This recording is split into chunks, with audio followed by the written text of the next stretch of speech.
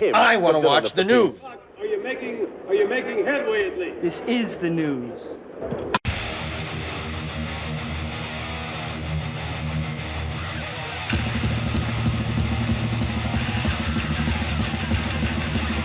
Smack-a-magob, it is time for the only news that matters on Black Sabbath Sunday. And while they certainly have different fan bases and impacted different groups of artists in the coming years, both the Beatles and Black Sabbath go down in history as some of the most influential bands of all time. What's interesting, however, is that there's an unexpected connection between John Lennon and a particular era of Black Sabbath, something that Tony Iommi recently addressed. He said, not long after Lennon's tragic passing in 1980, Black Sabbath, fronted by Ronnie James Dio and featuring Vinny Appice on drums, set out to record the follow-up to Heaven and Hell. And it turned out some of the music was made at the same place where John Lennon recorded the video for Imagine.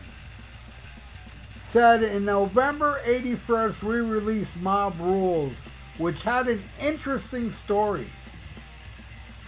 I don't know if you have ever seen the John Lennon Imagine video where you've got the white piano, but that's actually where we wrote the song, The Mob Rules, in that very room.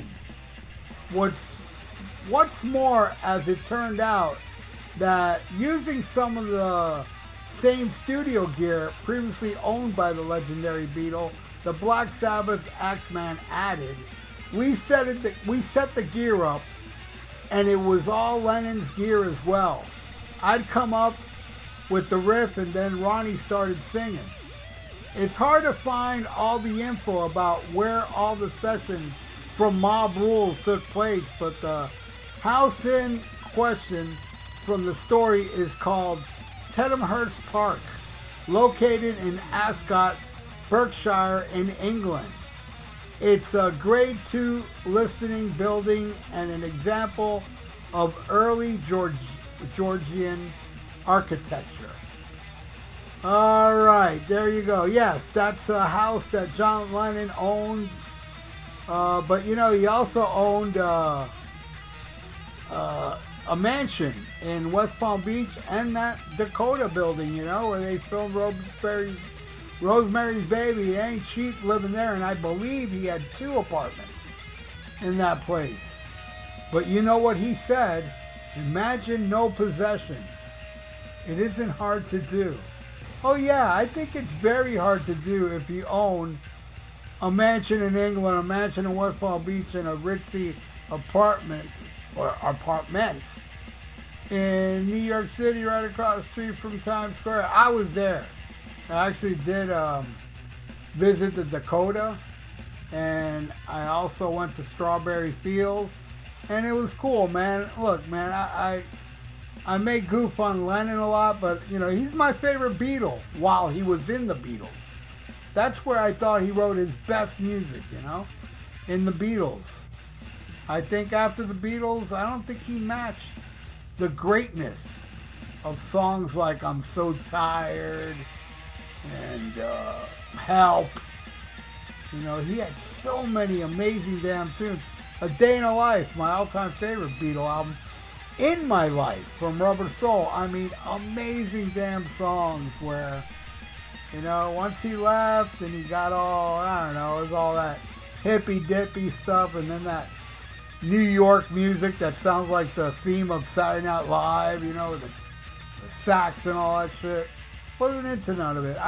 If I was to form my favorite John Lennon songs from his solo years, it would only be an album.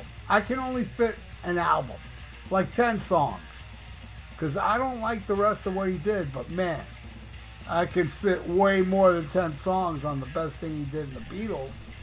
But anyway, yeah, I remember Tony talking about this in the past. Oh no, actually Ronnie talking about this in the past, and Vinny Appice they both talked about it, and they think it was Vivian was saying, Vinny was saying that he was staying in John Lennon's room, and it said John and Yoko.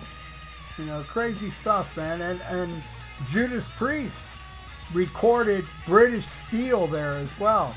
And as I understand, I read this in Rob Halford's book, the first time he went there was to record the vocals to the live album Unleashed in the East, because when he was in Japan, he had like a flu or something. He wasn't singing too good. And in his book, he claimed that he sang the whole album there in one take, like if it was a live concert.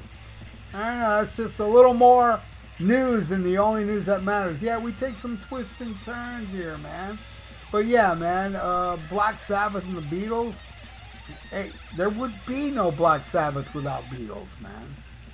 And also, I had an argument with some guy the other day saying, I told him, you know, there'd be no Beatles if there was no Elvis Presley. And the guy said, you're wrong, because the Beatles covered Buddy Holly and Chuck Berry and Little Richard and all this stuff, not just Elvis.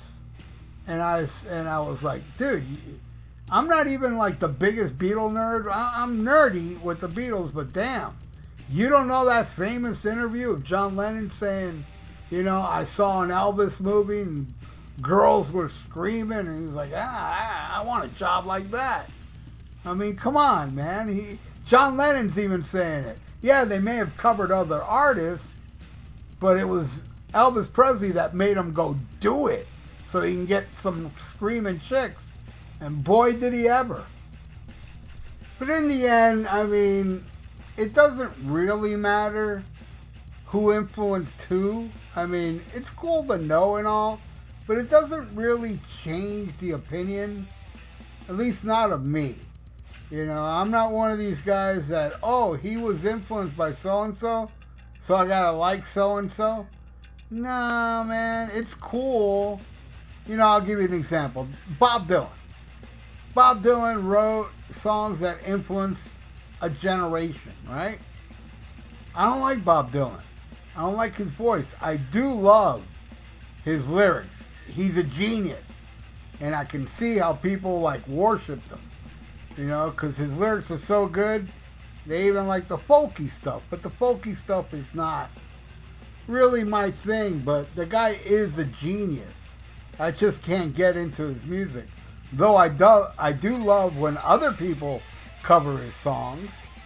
I like the band Heaven did a great version of Knocking on Heaven's Door. Billy Joel did a great one from a song called To Make You Feel My Love, which is the most gut-wrenching lyrics of love. It's unbelievable. You know, I go hungry. I'll go black and blue.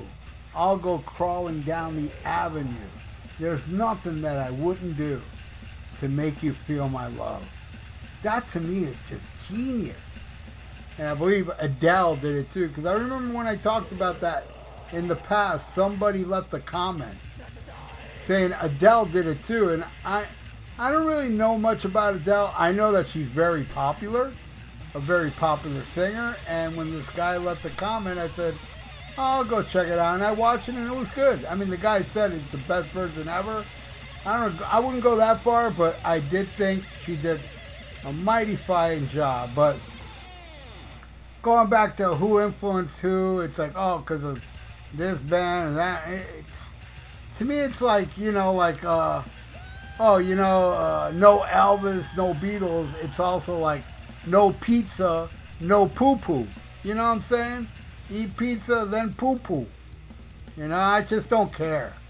But I appreciate how they influenced. Like they influenced Sabbath. Like crazy, man. Ozzy said that he wanted his sister to marry a Beatle. The Beatles meant everything to him. You know, so yeah, hugely influenced. I know Geezer has said too how much he loves the Beatles, and just about every band, you know, back then that were forming were influenced by the Beatles. And the Beatles influenced some great bands. I like Van Halen. They influenced hair metal. And Pantera. They influenced nu metal. See, I'm not into that crap. The Beatles, they influenced some really cool bands. Yeah, the Beatles changed the world. They did what no band has ever done in the history of music. And by people hating on the Beatles, because there's a lot of people, oh, I hate the Beatles, they're overrated.